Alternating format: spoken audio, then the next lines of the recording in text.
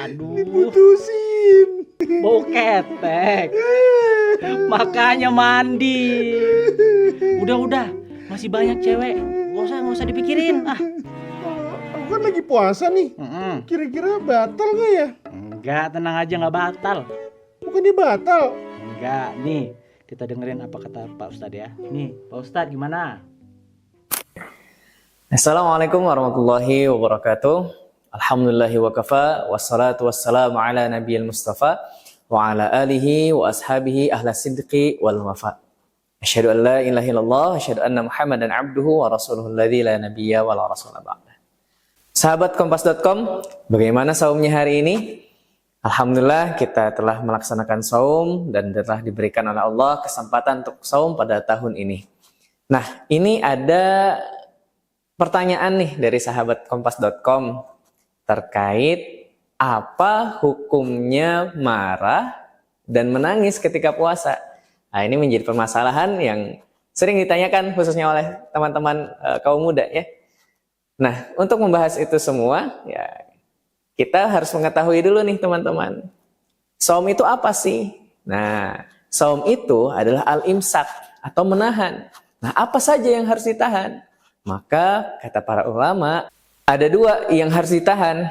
Yang pertama mubtilat, yang kedua mujtanibat. Apa itu mubtilat? Mubtilat itu adalah sesuatu yang membatalkan. Jadi kalau dilakukan atau terjadi pada orang yang saum maka batal saumnya. Nah, apa saja? Nah, kita harus mengetahui ini sebelum mengeluarkan hukum marah dan menangis ketika puasa. Mubtilat yang pertama itu adalah makan dan minum ketika waktunya puasa. Ya, dalilnya ada pada surah Al-Baqarah ayat 187. A'udzubillahi minasyaitonirrajim. Bismillahirrahmanirrahim. Wa kulu washrabu hatta yatabayyana lakumul khaytul abyadu minal khaytil aswadi minal fajr thumma atimmus siyama ilal lail. Maka makan dan minumlah. Boleh makan dan minum sampai kapan? Sampai terbitnya fajar, ya. Kemudian lengkapilah sampai malam hari. Nah, teman-teman semua, makan dan minum ini akhirnya ya mengeluarkan hukum yang lain juga, yaitu memasukkan sesuatu ke rongga alami. Nah, rongga alami apa saja? Seperti rongga mulut, rongga hidung, rongga telinga, dan rongga lain yang alami, yang memang sudah ada. Itu membatalkan, termasuk kepada mubtilat. Yang kedua, yaitu adalah ya, berhubungan biologis. Ini dilakukan oleh suami istri. Dia halal. Tapi ketika di siang hari tidak boleh. Dalilnya masih pada ayat yang sama, ya 187. A'udzubillahi minasyaitonirrajim. Bismillahirrahmanirrahim. Uhilla lakum lailatas siyami rafasu ila nisaikum hunna libasul lakum wa antum libasul lahun. Dibolehkan ya, bagi orang yang saum, muslimin dan muslimat, untuk berhubungan biologis pada malam hari di bulan suci Ramadan. Malam harinya, bukan siangnya. Nah, dari sini juga keluar hukum baru, yaitu, ya mohon maaf, onani ataupun masturbasi ini pun membatalkan saum kita. Nah, jadi hati-hati. Yang ketiga, muntah yang disengaja. Hadisnya dari Abu Hurairah radhiyallahu anhu dari Nabi SAW, beliau bersabda, "Man dzara'ahul qai' fala qada'a 'alaih." Nah, barang siapa yang muntah, dan muntahnya itu bukan disengaja, ya, misalnya dia tiba-tiba merasa mual sampai muntah, fala qada'a 'alaih, nggak mesti dia itu mengqadha, dalam artian berarti tidak batal. Sedangkan manistaqa'a, barang siapa yang muntahnya dibuat-buat. Nah, kadang-kadang mungkin anak kecil nih, ya, ada yang nyolok-nyolok tenggorokannya biar muntah. Nah, maka fa'alaihil qada, kata Rasulullah. Maka dia harus mengqada.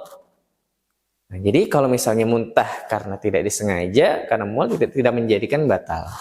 Yang keempat yaitu haid dan nifas. Ya, ini untuk teman-teman kita yang akhwat. Ketika sedang berpuasa kok ya, di tengah hari melihat ada darah, maka itu membatalkan puasanya. Ya, Rasulullah SAW pernah ditanya ya, lalu terkait hal ini, ya, terkait nuqsanul iman. Lalu Rasulullah menjawab, "Alaisa idza hadat lam tusalli wa lam tasum?" Fadzalika nuqsanul iman. Ketika itu Rasulullah ditanya tentang kenapa kok perempuan dikatakan imannya kurang. Kata Rasulullah, bukankah ketika haid itu perempuan nggak sholat dan tidak juga berpuasa, dan itu merupakan kekurangan dari kekurangannya iman itu di situ. Berarti ketika haid dan nifas bagi teman-teman akhwat nih itu membatalkan. Ya, nanti dikodok, silakan dikodok ketika sudah selesai. Selanjutnya, nah ini terkait dengan tentang pingsan atau hilang akal. Nah ini ada beberapa pendapat. Imam Maliki dan Imam Syafi'i mengatakan bahwa kalau pingsan ya, dan durasi pingsannya itu tidak mayoritas, maka dia tidak batal puasanya. Tapi kalau mayoritas nih, puasanya 10 jam, dia 7 jam pingsannya, maka batal, harus diqadha. Nah ini adalah dari mubtilat yang membatalkan. Sedangkan ada namanya mujtanibat. Nah, mujtanibat ini ada sesuatu hal yang harus ditinggalkan. Kita berusaha menjaga agar tidak melakukannya. Ya. Kalau mubtilat itu membatalkan, kalau mujtanibat ini tidak membatalkan. Ya, puasanya tetap sah, tapi pahalanya berkurang. Bahkan ada yang mengatakan pahalanya hilang. Ya, tapi kewajibannya selesai, tetap sah puasanya. Nah, mujtanibat ini yang pertama adalah perkataan-perkataan yang tidak sesuai dengan syariat.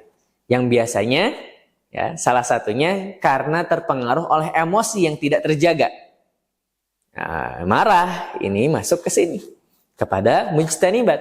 Ketika teman-teman marah sampai mengeluarkan kata-kata kasar, kata-kata kotor, ini tidak membatalkan, tapi mengurangi nilai atau mengurangi pahala dari puasa tersebut. Mujtanibat yang lain, contohnya adalah berkumur-kumur atau istinsyak dan istinsyar. Ya, ketika berwudu, kumur-kumurnya terlalu berlebihan, atau ketika menghirup airnya terlalu berlebihan, itu pun masuk ke mujtanibat. Bahkan bisa sampai mubtilat kalau misalnya sampai masuk ke rongga mulut kita. Selanjutnya yaitu melakukan sesuatu yang mengarah kepada membangkitkan syahwat. Melihat foto-foto yang tidak senonoh misalnya, atau bahkan perkataan-perkataan yang tidak senonoh sehingga mengundang pikiran-pikiran kotor. Ini menjadi mujtanibat. Ya. Nah, teman-teman sekalian, berarti marah tidak membatalkan, ya, sahabat Kompas, marah tidak membatalkan saum. Nah, menangis ini bisa membatalkan saum, bisa tidak. Nah, kapan membatalkan saum? Ketika air matanya sengaja diminum. Nah, ini membatalkan.